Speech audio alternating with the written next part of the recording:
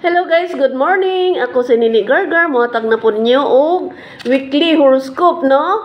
From May 27, 28, 29, 30, 31 up to June 2. Okay, sa dili pa nato ipadayon ang pagsaysay sa atong weekly horoscope, guys.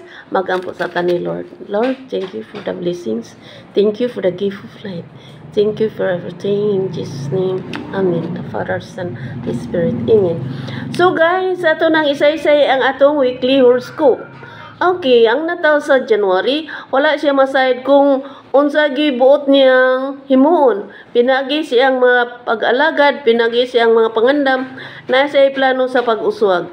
O mahimutan og malipayon siya sa mga balita, kay pinagi siyang panabang sa ubang tao, dunay grasya nga maabot sa iyang kinabuhi. Then, February, wala siya katugkad kung unsay angay niyang buhaton, apan nasahid siya kung unsa. Mahimot siya malipayon kung dunay siya makita nga malipayon. Mahimot siya og mahimut-anon gyud pud siya nga magtanaw sa og magsudong sa mga tao nga mahimot.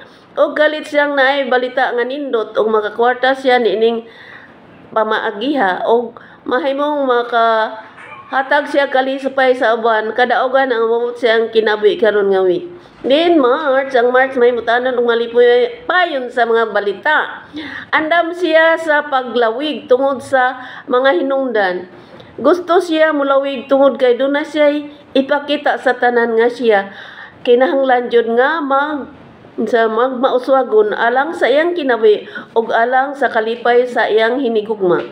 Then, April, may mutanan og malipay ng April tungod kay dunay balita nga wala gyud siya kato. Kini iyang gikalukso gikalipay tungod sa hilabihang kahimuot. May adunay siya kasakit karon apan malipay na siya kay nawala na iyang gibati. Kalit siyang nahimuot sa mga balita og sa iyang pag-alagad sa iyang hinigugma, mahimut-anon siyang malipayon sa ilang gugma. Na sila plano sa pagbakasyon sa kalit, apan dili pa karon nga week. Angan-angan lang mga sunod semana or sunod buwan na himuon nilang paglawig or travel. Malipayon siya tungod sa mga balita sa kadaugan. O kini iyang nasabtan kung magampo, mahimut-anon og malipayon ang tanan og mahimong magmalambuon sa kinabuhi.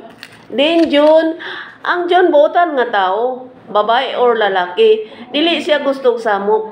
Ang iyang kalipay sa iyang relasyon sa iyang hinigugma, mahimut-anon og malipayon.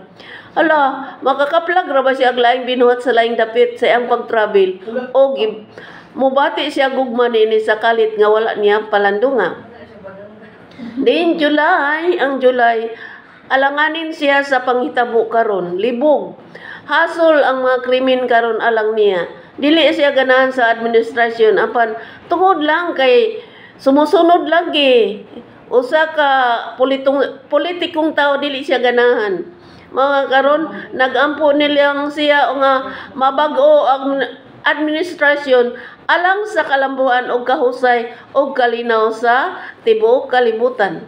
Then August, ang August aduna po'y pagbati nga kahasol, kapungot o galagot, kay dili siya gusto sa mga tao nga mapalabi-labihon o dili siya gusto sa kasamok. Busa, gusto siya pabag-uhon ang administrasyon alang sa kalinaw o kahusay sa tibuok dapit. Then September, ang September aduna po'y pag-alagad karon. Kalipay gahimot iyang gibati. Doon na siya gusto nga mag-travel siya, bakasyon o guban pa apan mapinding ni tungod sa daghang mga kulang o kini iyag yung tiguman alang sa mahitabo nga bakasyon. Then October, may mutanon og malipayon ang October tungod sa iyang mga alaga. May mutanon siya nga magsudong niini og kalipay niya nga makita sa palibot nga mahimot og malipayon. Og duna siya talagsaong hiyas nga makapadini sa tao, babae man siya o lalaki. Og duna siya kalit nga mahimong hinigugma nga wala niya damba nga usa ka buutan na nilalang nga moabot sa iyang kinabuhi. Then November, ang November mahimot-anon usab Bisa na siya gipangbati gihimo niya ang tanan aron sa paglambo. May mutanon siya tungod kay dunay mga gitanaw niya sa umabot nga kalipay nga wala palandunga og kahimuot og kalipay usab iyang gibati karon og kahayahay sa paminsar sa kinabuhi. Sa kalit dunay balita pero karon dili pa kay klaro pero next month June, July na nagyoy kanindot nga iyang gipaabot. Then December, ang December kalit siya nga nahaigking sa iyang nasaksihan kung unsa ni nasol siyang nabalaka.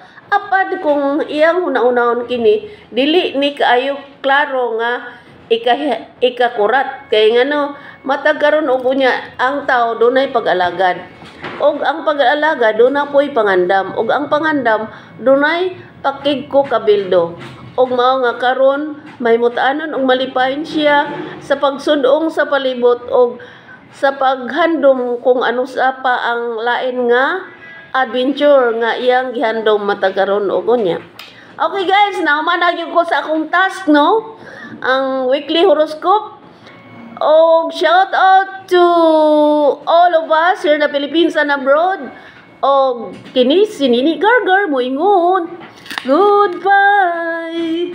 I hate to see you go, but have a good time. So long I miss you there I know, but have a good time. Have a good time to lubas guys. God bless. Magandang buhay po. Mwah, mwah, mwah.